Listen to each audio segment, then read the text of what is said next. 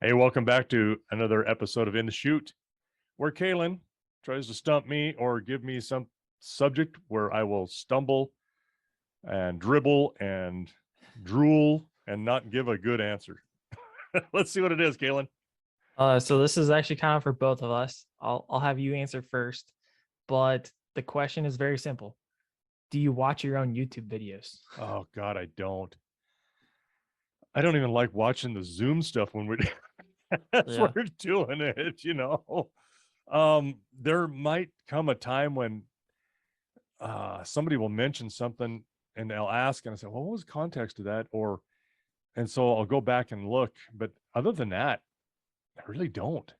Mm-hmm. Maybe if there's something that comes up that's really funny that we made fun of your mother about or something, Yeah, then you gotta I might share it with show it to somebody. her. I got to share it with her. Yeah, exactly. How often have you had questions with like, what was the context of this and that then? 'Cause There's been I have several not had that. times.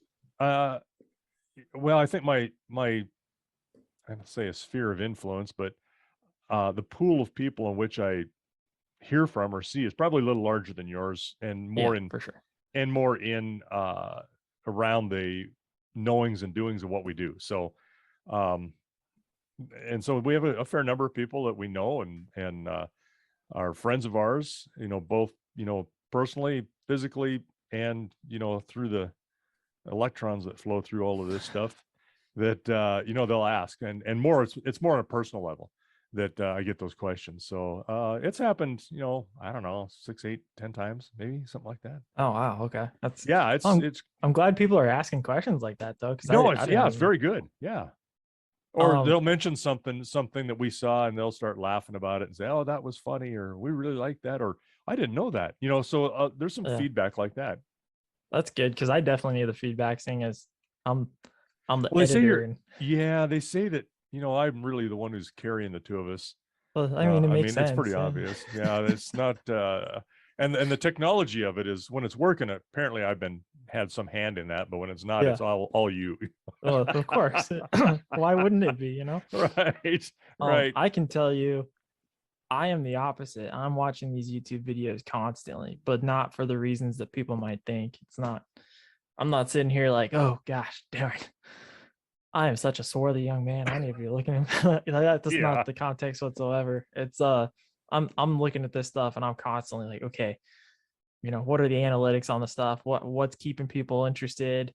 Where do we start dropping off? What topics are people just yeah, clearly not into it? What are they into? For example, we just had over June, while we were on a hiatus, we had a video that was posted in, I want to say, July of 2021, and it just took off. We weren't making any videos on YouTube.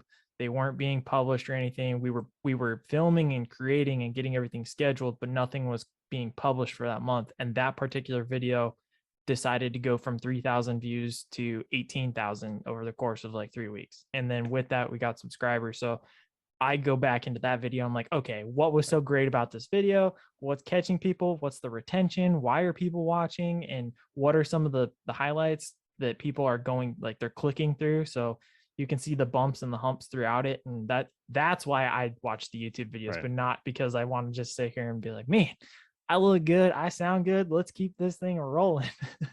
Well, and we talk about them just exactly like this. You'll tell me what the analytics are. You'll say, hey, we probably should try this or do that. But I Yeah. don't go back and look because what's the point if it's already done it? You're giving me the information. We'll try to incorporate that.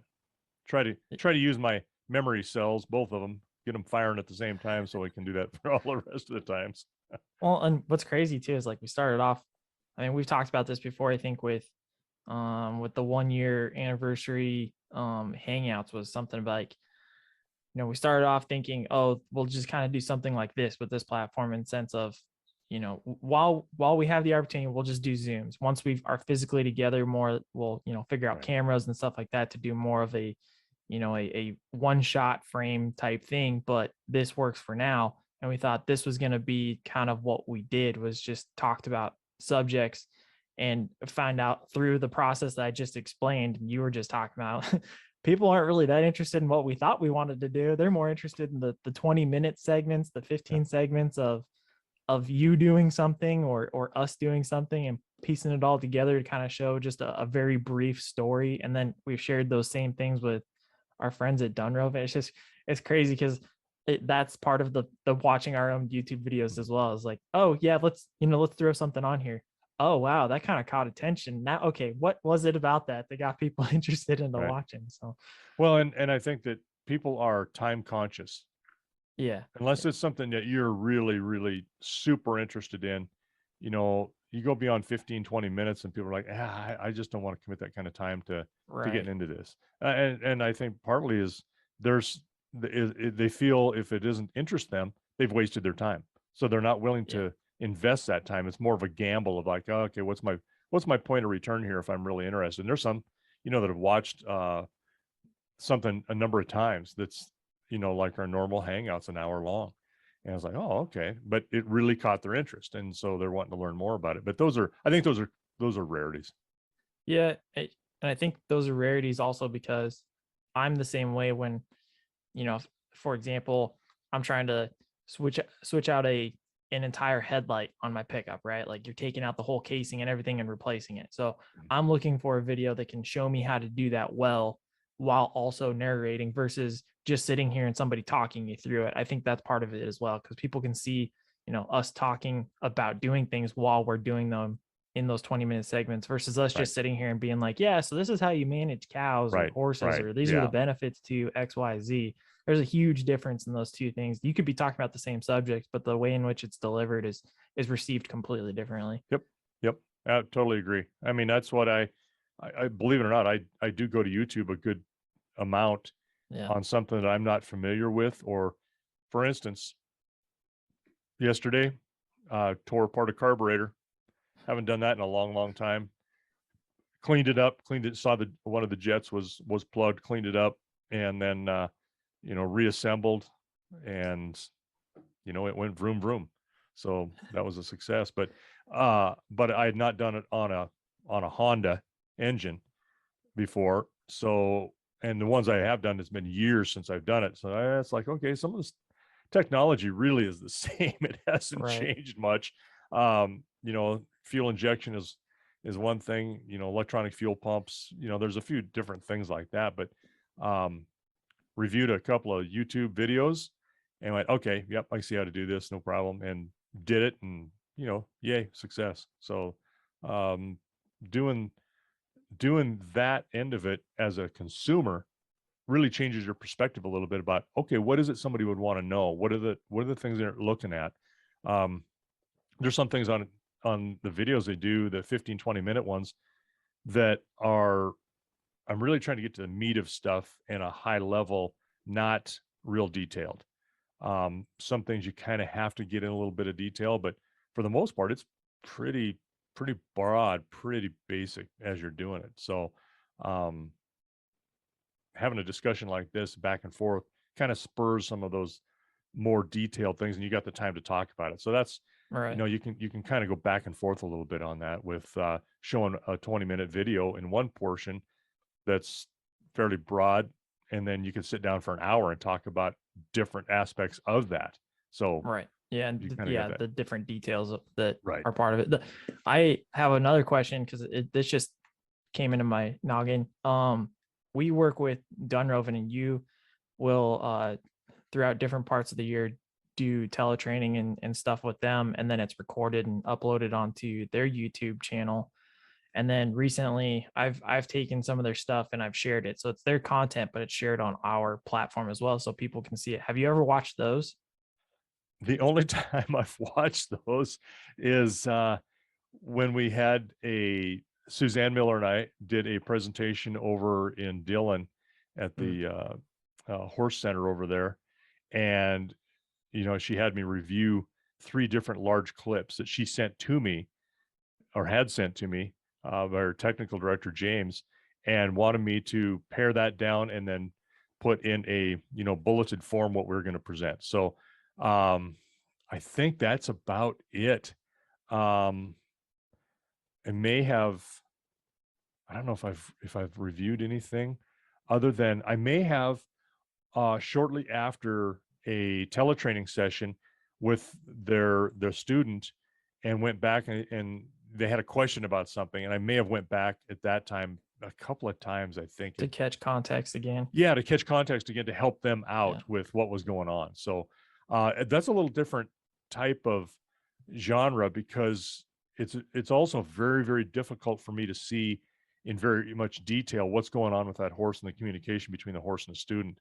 And so I really have to, really be focused on what's going on, and based on large morphology behavior that I know, try to extrapolate what's going on at a very minute level, as far as like eye blinks, ear position, Right. the roundness of the body. I'm looking for the speed of the movement. So I'm trying to extrapolate a lot, and it's difficult. It's very challenging to do that. Yeah, I'd say the only thing I've done with those ones is I've watched both live and afterward, and I've seen things that because a lot of the times they'll take stuff that we've created and they infuse it into what they do.